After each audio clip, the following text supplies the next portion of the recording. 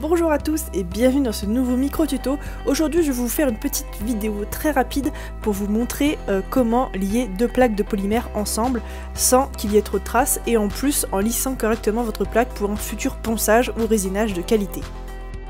Ici je réutilise les mêmes plaques que vous avez déjà dû voir dans d'autres tutoriels, c'est le tuto des pièces bombées que je vous mettrai en barre d'infos pour avoir le tuto complet.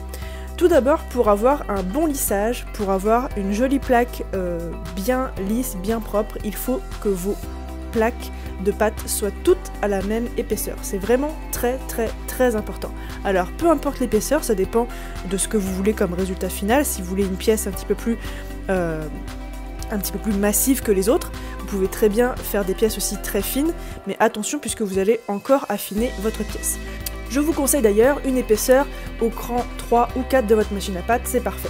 Pour le lissage, on va ensuite utiliser un morceau de papier sulfurisé bas de gamme que j'achète vraiment pas cher puisqu'il faut qu'il soit lisse. La plupart des papiers un peu plus chers sont des papiers avec des motifs dessus pour éviter que vos pâtisseries collent sur le papier sulfurisé. Là, on n'en a vraiment pas besoin, vous prenez le plus bas de gamme possible et vous verrez que ça marche.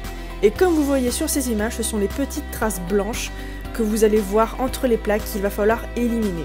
Pour ça, on va tout simplement utiliser nos doigts et la chaleur de nos doigts et le frottement et la force qu'on va mettre sur notre plaque va permettre d'aplatir tout ça et d'avoir un résultat totalement lisse. C'est tout simple, ça prend un petit peu de temps.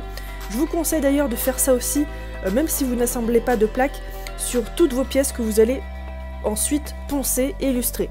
C'est vraiment très important d'avoir quelque chose de lisse, sinon vous allez passer des heures et des heures à poncer vos pièces. Donc voilà, c'est vraiment la petite astuce qui va bien.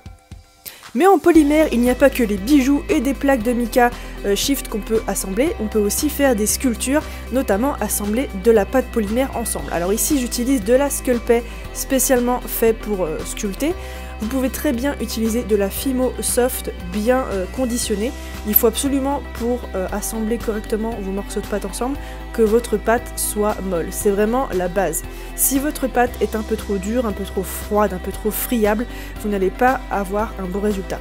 Donc pour ça, j'utilise vraiment un exemple basique. Ici j'ai fait une espèce de petit arbre que je voulais coller sur une plaque. Ça peut d'ailleurs former de très jolies plaques de texture. Vous pouvez en fabriquer vous-même. Et je vais ensuite utiliser différents outils pour mêler les petites branches que j'ai faites à la plaque de base. Donc vous avez des outils simples comme les dotting tools, vous avez les outils en silicone comme ici que je suis en train d'utiliser, vous avez des outils métalliques qu'on peut trouver un petit peu partout, donc je vais pas vous donner les liens encore une fois, vous n'avez juste qu'à chercher outils de modelage sur internet et vous allez tomber sur plein de choses différentes avec plein de sites de référence, etc. Je vous conseille particulièrement, si vous voulez vous mettre à la sculpture vraiment, de prendre un de ces kits où il n'y a que des petits objets en métal. Ça fait un petit peu cabinet de dentiste, vous savez, avec les petits cure-dents et tout. Donc voilà, c'est très pratique vraiment pour sculpter la polymère. Donc n'ayez vraiment pas peur si vous voulez commencer la sculpture et commencer à lier les choses. Le plus simple reste encore la chaleur de vos doigts et la force de vos doigts, tout ça pour bien lisser quelque chose. Vous pouvez commencer avec de la Sculpey comme je l'ai fait, ou vous pouvez très bien commencer avec des choses un peu plus basiques comme de la Fimo, ça marche très bien aussi.